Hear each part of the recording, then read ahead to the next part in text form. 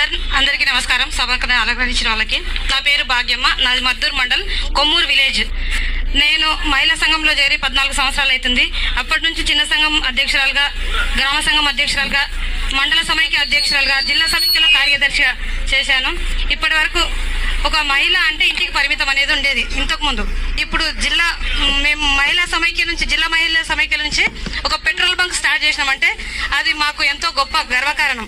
దీనికి సపోర్ట్ చేసినందుకు collector madam గారికి, ఎమ్మెల్యే మేడం గారికి, పెద్దలందరికీ, మన ప్రభుత్వం సార్ వాళ్ళకి అందరికీ మా యొక్క హృదయపూర్వక ధన్యవాదాలు.